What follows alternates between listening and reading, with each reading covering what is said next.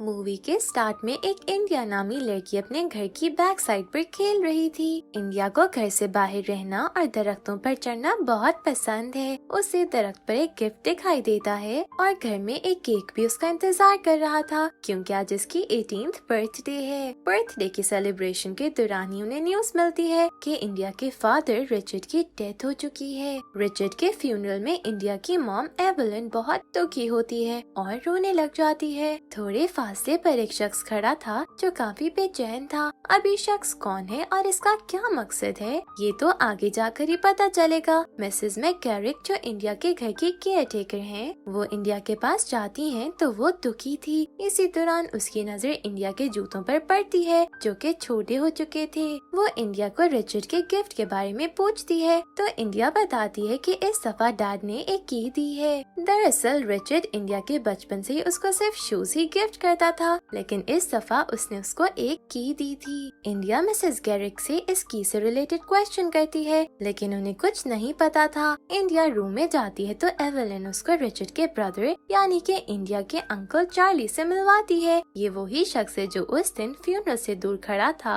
असल में चार्ली के बारे में इंडिया नहीं जानती थी, इसलिए वो ना तो चार्ली को वेलकम करती है और ना ही उससे कोई बात करती है। एवलिन चार्ली को वो जानवर दिखाती है जिसको इंडिया ने मारा था और बताती है कि रिचर्ड को शिकार करने वाली इंडिया बहुत पसंद थी। चार्ली मिसेस मैकगैरिक से मिलता है तो उनके फेस पर एक बेचैनी थी। शायद वो चार्ली के बारे में कुछ ऐसा जानती थी कि जो हमें अभी तक नहीं पता। तभी चार्ली इंडिया से बात करने के लिए जाता है, लेकिन वो वहाँ से चली जाती है। उसी वक्त एवलिन चार्ली को ले जाती है। इंडिया सीढ़ियों पर बैठकर सुकून का सांस लेती है कि सीढ़ियों के ऊपर से चार्ली इंडिया को पुकारता है। इंडिया उसे कहती है कि मुझे तो कभी नहीं पता था कि मेरी डैड का कोई ब्रदर भी है। तो चार्ली जवाब में सिर्फ ये कहता है कि वो कुछ दिन उनके साथ रहेगा। आखिर चार्ली अपने बारे में क्या छुपा रहा था, इसका जवाब एक्सप्लेनेशन देखने से ही मिलेगा। एक दिन इंडिया खेल के दौरान चार्ली और मिसेस मैकगैरिक को लड़ता हुआ देखती है और वहाँ से चली जाती है।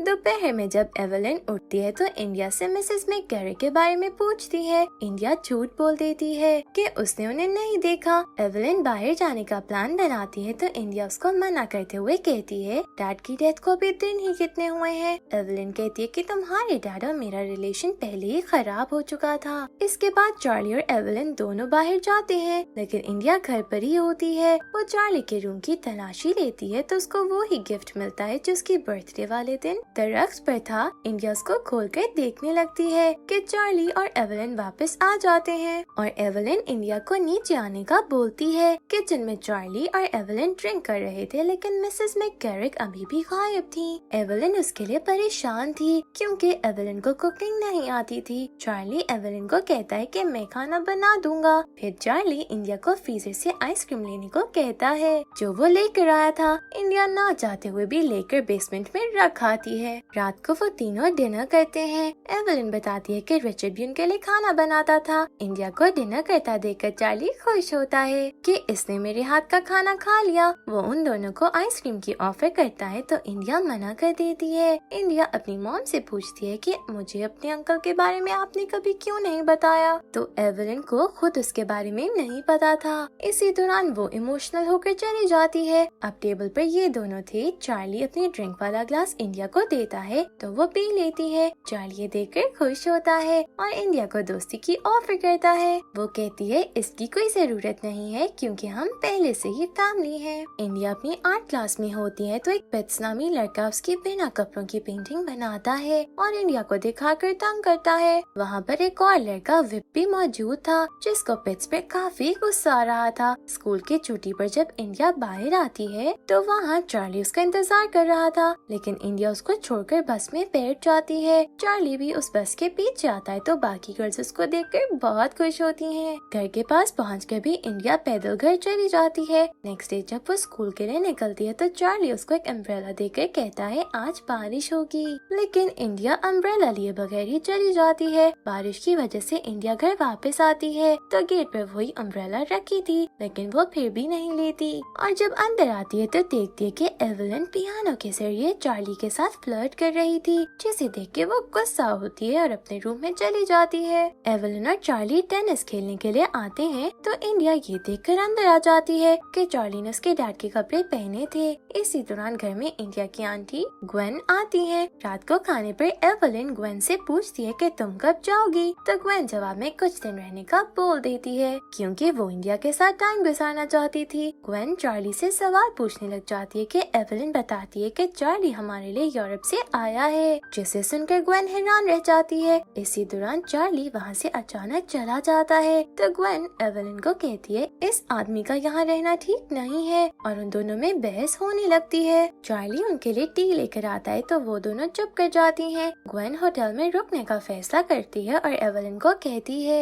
सुबह को ब्रेकफास्ट मेरे साथ करना, लेकिन एवलिन मना कर देती है। इंडिया आकर ग्वेन को रोकती है लेकिन ग्वेन कहती है मेरा यहाँ से जाना ही बेहतर होगा। इंडिया रात को बुक में आइसक्रीम देखती है तो उसका दिल आइसक्रीम खाने को करता है। तभी वो बेसमेंट से आइसक्रीम लेने जाती है। होटल में ग्वेन को पता चलता है कि उसका फोन खो गया है तो वो फोन लेने एवलिन के घर जाती है और देखती है कि एवलिन तैयार होकर चार्ली के रूम में जा रही है, लेकिन वहाँ पर चार्ली मौजूद नहीं था। इंडिया जब फ्रीजर को ओपन करती है तो वहाँ मिसेस मैकगैरी की डेड बॉडी पड़ी थी। इंडिया को पता चल जाता है कि ये चार्ली ने किया है। ग्वेन पे फोन बूथ से कॉल करती है, तभी उसको बाहर चार्ली दिखाई देता है। उसके पास ग्वेन का फोन भी था। चार्ली ग्वेन को मार देता है। इंडिया स्कूल से वापस आ रही थी तो चार्ली उसको लेने के लिए वहाँ पर मौजूद था, लेकिन इंडिया उसके साथ नहीं बैठती। इसी दौरान पिट्सर्स के कुछ दोस्त इंडिया को ये कहकर तंग करने लगते हैं कि तुम्हारी मॉम ने तुम्हारे अंकल को अपने लिए रखा है। चार्ली भी ऊपर से सब देख रहा था। इंडिया गुस्से में आकर पिट्स को पेंसिल मार देती है तो वो गिर जाता है। इससे पहले कि वो उठकर दोबारा इंडिया पर अटैक करता,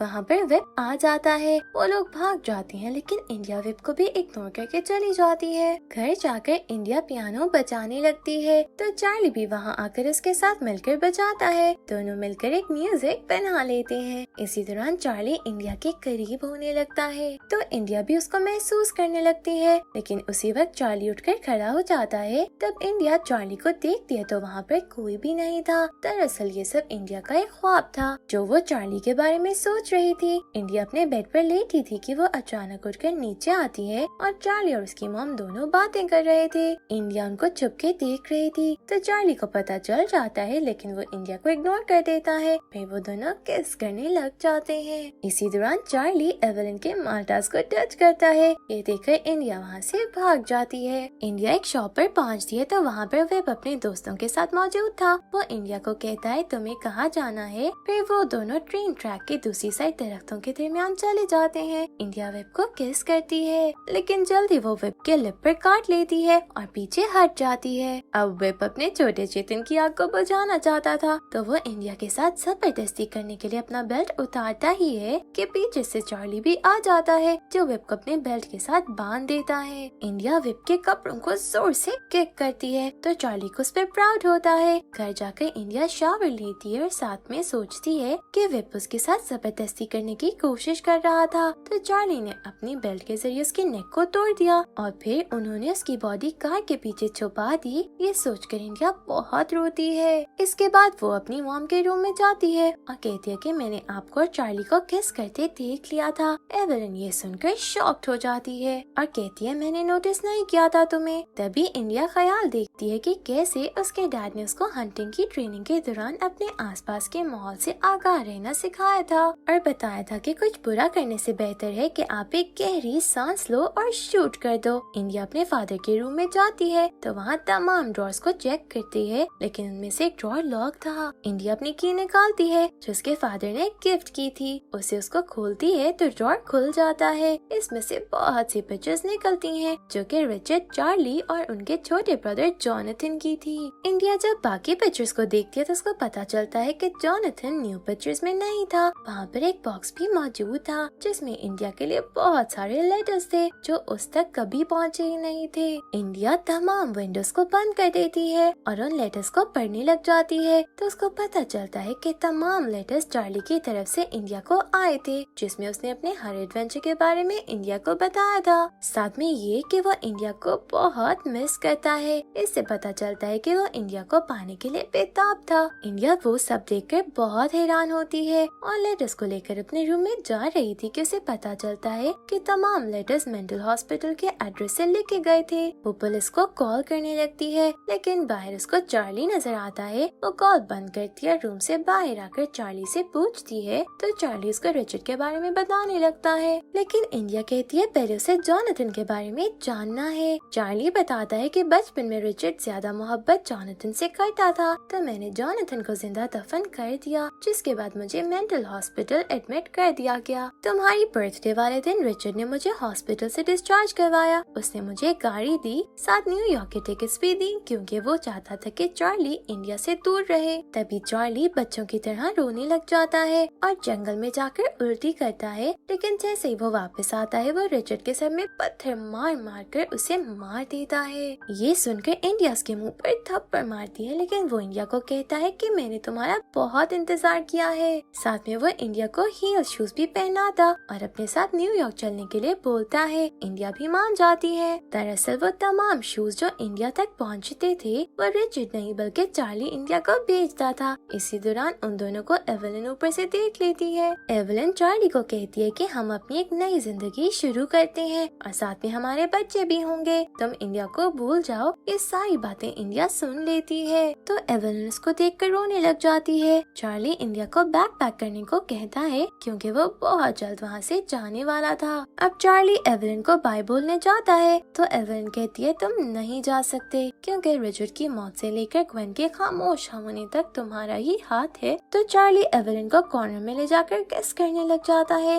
एवलिन उसका बेल्ट निकाल देती है और वो दोनों जमीन पर गिर जाते हैं। चार्ली वही बेल्ट एवलिन के गले में डालकर इंडिया को बुलाता है कि देखो आकर मैं तुम्हारी मॉम को मारने वाला हूँ। तो इंडिया अपनी राइफल ले आती है और जैसे उसके डैड ने सिखाया था कि लंबी सांस लो और शूट कर दो, वैसे ही वो चार्ली को शूट कर देती है। फिर सीने कब्र पे शिफ्ट होता है जो कि इंडिया के घर में ही बनी थी। वो कब्र किसी और की नहीं बल्कि चार्ली की थी। इंडिया गाड़ी में बैग रखकर अपनी मॉम के उठने से पहले घर से चली जाती है तो रास्ते में उसको पुलिस इसलिए पकड़ती है क्योंकि वो कार को तेज चला रही थी। इंडिया ऑफिसर के साथ फ्लर्ट करती है और फिर उसको भी शूट कर देती है। असल में इंडिया ने चार्ली को इसलिए नहीं मारा था कि वो उसकी मॉम को मारने वाला था, बल्कि उसने अपने डैड के प्यार में चार्ली को मारा था। अपनी मॉम से तो उसने कभी प्यार किया ही नहीं था। इसी के साथ मूवी एंड हो जाती है। Thank you for watching.